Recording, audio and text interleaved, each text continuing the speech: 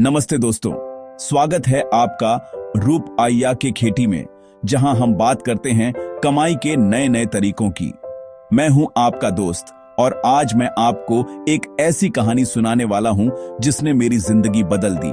आज मैं आपको बताऊंगा कि मैंने अपनी नौकरी क्यों छोड़ी और मशरूम उगाना क्यों शुरू किया। तो दोस्तों, कुछ समय पहले की बात है। मैं एक अच्छी खासी नौकरी कर रहा था। सुबह 9 से शाम 5 की भाग दौड़ वाली जिंदगी, वही पुराना रूटीन।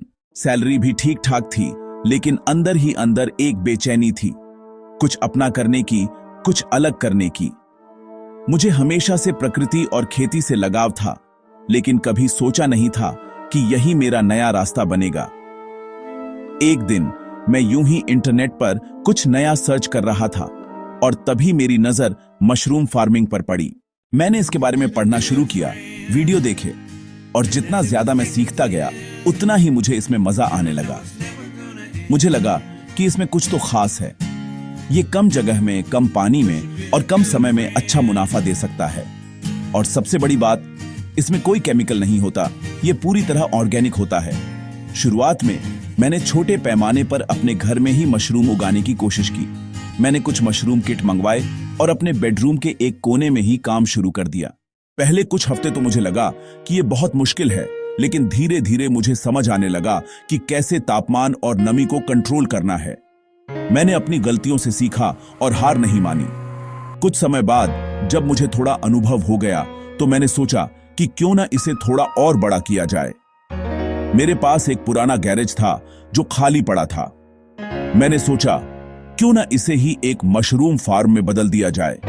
यह एक बहुत बड़ा कदम था, क्योंकि इसमें निवेश भी लगने वाला था। मेरे परिवार और दोस्तों ने मुझे समझाया कि नौकरी छोड़कर यह सब करना एक बहुत बड़ा रिस्क है, लेकिन मेरा मन पक्का था।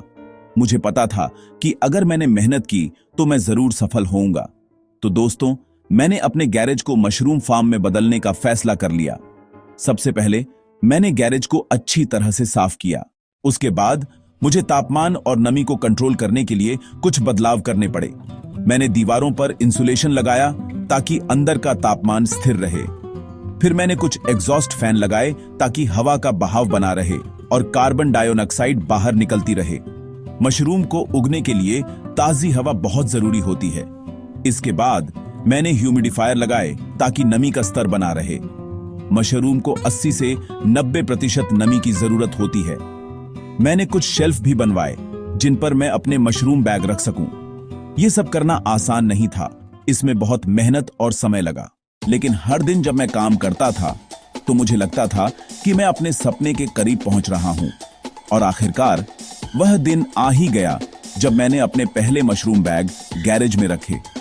मैंने अलग अलग तरह के मशरूम उगाने का फैसला किया, जैसे ऑनेस्टर मशरूम और बटन मशरूम, जिनकी बाजार में अच्छी मांग होती है।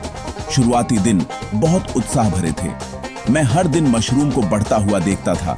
धीरे धीरे छोटे छोटे पिंस निकलने लगे और कुछ ही दिनों में वे बड़े मशरूम में बदल गए। यह देखकर मुझे बहुत खुशी हुई। ऐसा लगा जैसे मैंने कुछ कमाल कर दिया है। जब मेरी पहली फसल तैयार हुई तो मैंने उसे बाजार में बेचना शुरू किया। मैंने अपने दोस्तों और रिश्तेदारों को दिया, स्थानीय दुकानों और रेस्टोरेंट से संपर्क किया। मुझे यह देखकर बहुत खुशी हुई कि मेरे मशरूम की बहुत अच्छी डिमांड थी। लोग मेरे ऑर्गेनिक और ताजे मशरूम को पसंद कर रहे थे और इस तरह मैंने अपनी नौकरी छोड़कर मशरूम फार्मिंग का सफर शुरू किया। आज मैं बहुत खुश हूं कि मैंने यह फैसला लिया। यह सिर्फ खेती नहीं है, यह एक जीवन शैली है। मैं हर दिन अपने काम का आनंद लेता हूं। मैं अपने समय का मालिक हूं और मैं अपने हाथों से कुछ ऐसा बना रहा हूं जो लोगों के लिए स्वस्थ है। यह सिर्फ मेरे बारे में नहीं है, यह आपके बारे में भी हो सकता है। अगर आप भी कुछ ऐसा करने की सोच रहे हैं, कुछ अपना शुरू करने की सोच रहे हैं, तो मेरी कहानी से प्रेरणा ले सकते हैं। जरूरी नहीं कि आप नौकरी छोड़ दें, आप छोटे पैमाने पर शुरुआत कर सकते हैं अपने घर में ही।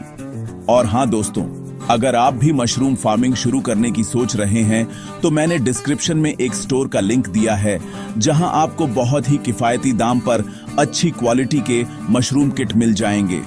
मैंने खुद भी वहीं से किट मंगवाए थे और मेरा अनुभव बहुत अच्छा रहा। तो दोस्तों, ये थी मेरी कहानी। मुझे उम्मीद है कि आपको यह पसंद आई होगी और आपको इससे कुछ सीखने को मिला होगा। अगर आपको यह वीडियो पसंद आया हो तो इसे लाइक करें, अपने दोस्तों के साथ शेयर करें और हमारे चैनल रूपाइया के खेती को सब्सक्राइब करना न भूलें।